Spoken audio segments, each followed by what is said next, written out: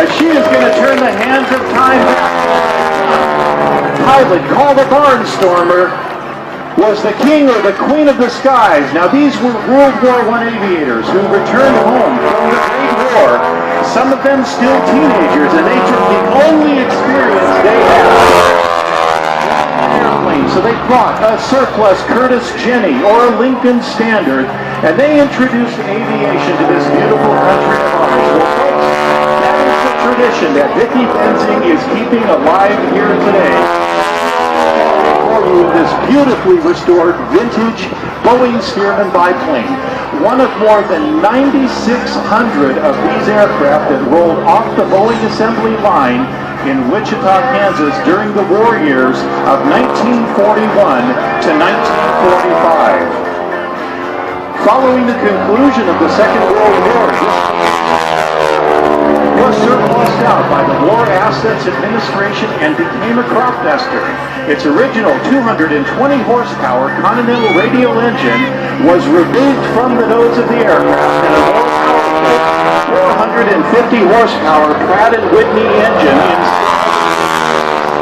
Now the sound that you hear coming from the nose of the aircraft is not that of the engine, but actually the tips of the propeller blades as they are breaking the speed of sound with each turn that they make. This aircraft served as a crop dusting airplane, first in North Dakota and then in the upper Sacramento Valley well into the 1970s before it was finally retired, and then again in 1990 it was pulled out of storage and restored back into the condition that you see Vicki flying it in today. Vicki obtained the aircraft in 1998, and basically this aircraft is in its original configuration with two exceptions. Number one, it has the larger Pratt & Whitney radios reinstalled, and also, but as Vicki is performing this airplane, you will see her doing what we described as the four basic aerobatic maneuvers: the loop, the roll, the stall turn, and the spin.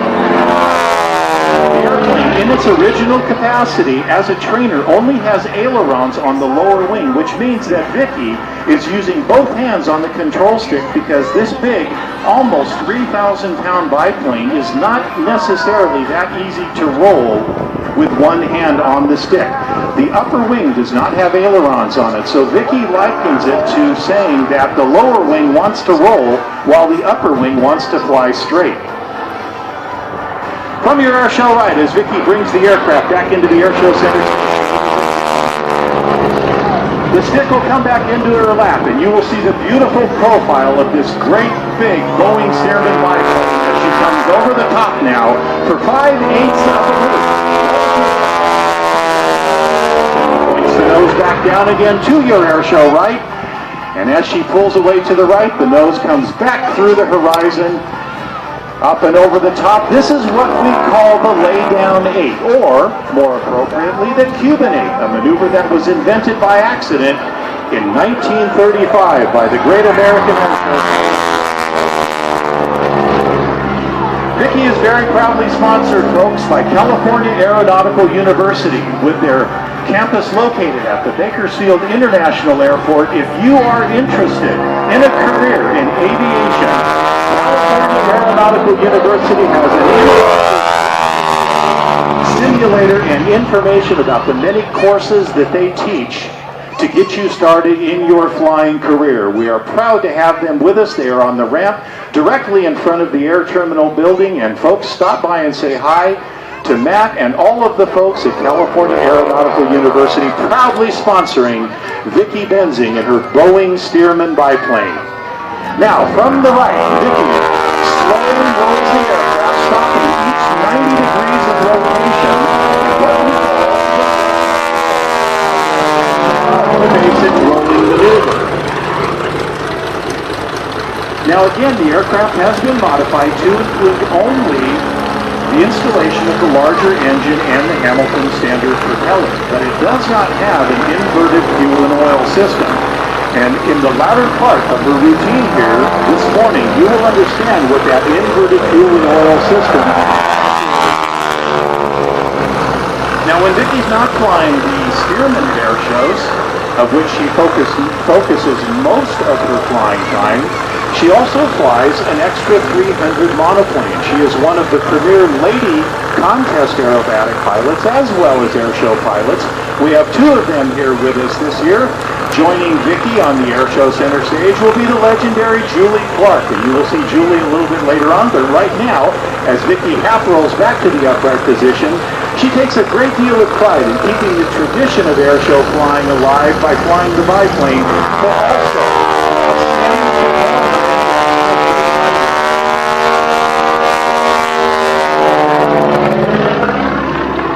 Vicki performs a barrel roll, a World War I maneuver designed to shake an enemy pilot from the tail of your aircraft and get that pilot back out in front of you. Once again, 1/2 of a Cuban 8 as she pulls up into 5/8 of a loop, rolls the aircraft back upright, and when she flies the external bracing with the wing struts and the cross-braced wires in between the wings. This is what we call external bracing. An inside Humpty pull at Air Show right in a beautiful blue sky over the Riverside Air Show with a quarter roll to the right. Now you can hear the sound of the propeller tips as they're breaking the speed of sound, but interestingly enough, Vicki doesn't hear that sound as she's sitting in the cockpit. We can only hear that down here on the ground. Now, a wing over at Air Show right. Vicki puts the nose of the steerman right on the runway center line one more time, ladies and gentlemen. Stick back into her lap and into that beautiful blue sky once again. Look at the beautiful profile of this venerable Boeing Stearman biplane in the old-fashioned barnstormer.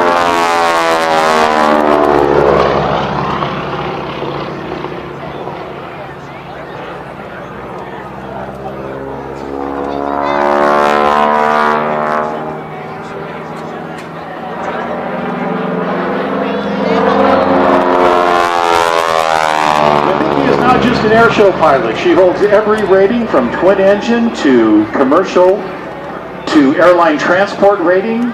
She is also a glider pilot. She is a skydiver with more than 1,200 jumps to her credit. She races in the sport racing class at the National Championship Air Races in Reno, Nevada. She also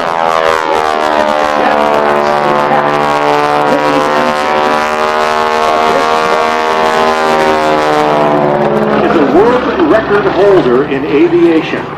She flew a specially prepared Aero Vodahody L-139 Albatross to a world speed record of 469.831 miles per hour. She is the fastest lady race pilot in aviation history, and she is performing for you right now.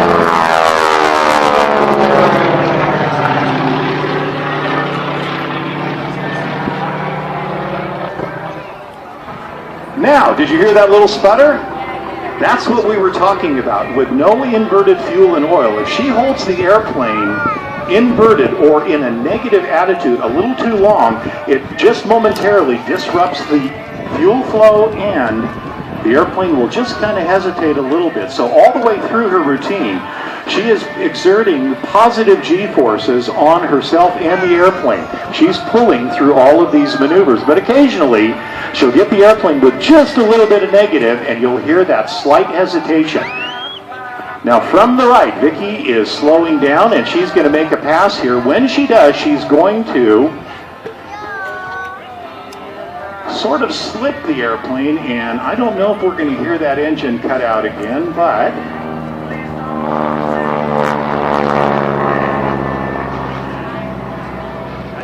nope, she's holding positive G on the airplane, but that does create a little bit of an increase in heart rate when you hear that sputter and you're sitting behind that engine.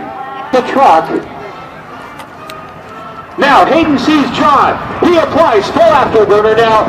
He is going to approach at more than 350 miles per hour, but then he looks. Oh, what do you think of that? John got him here today. How about that? You know, I don't think Hayden's going to accept that kind of result.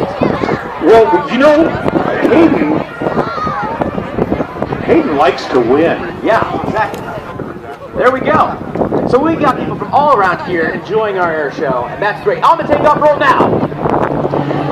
Ladies and gentlemen, Spencer Silverman, John Melby taking to the air for what we're going to call the squirrel cage. This is going to be an opportunity for all of you to see these two pilots perform maneuvers where they challenge each other, and the other does not know what the presenting pilot is going to offer until they say, "What about this?" So each of you now will get to compare John Melby, who is flying one of only two Pitts S-111s, an aircraft that was one of the last airplanes that Curtis Pitts designed. Spencer Suderman in a factory-built Pitts S-2B. Now, though these airplanes are virtually identical in their configuration, there are some very subtle differences to the design of each of these airplanes, and we'll tell you about that later during their performances. But right now, we're going to see the squirrel cage, and each of them demonstrating the capabilities of their respective biplanes.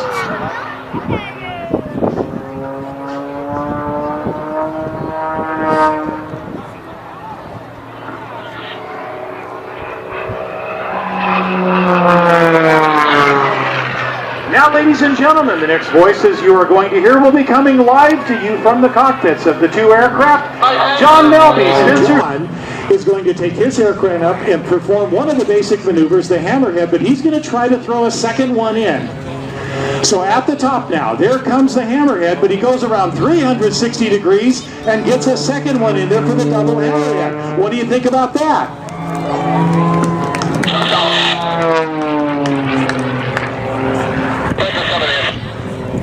Now Spencer coming in from the left, and keep in mind this is a factory-built S2B, a 260 horsepower Lycoming engine and a stock propeller. So this is exactly the way the aircraft rolled off the assembly line at the Pitts factory.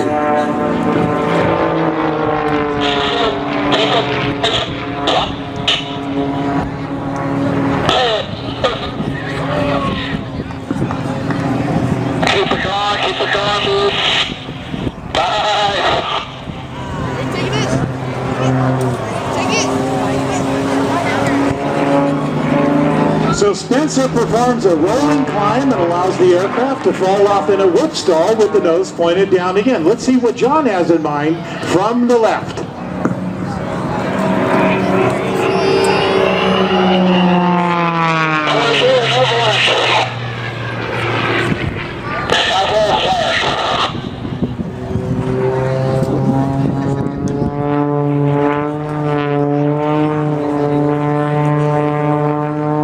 Ladies and gentlemen, another variation of the loop. This is called the double avalanche. It's a basic looping maneuver, but at the top, John snap rolled the aircraft not once but twice, which puts the avalanche, the double avalanche, into the loop.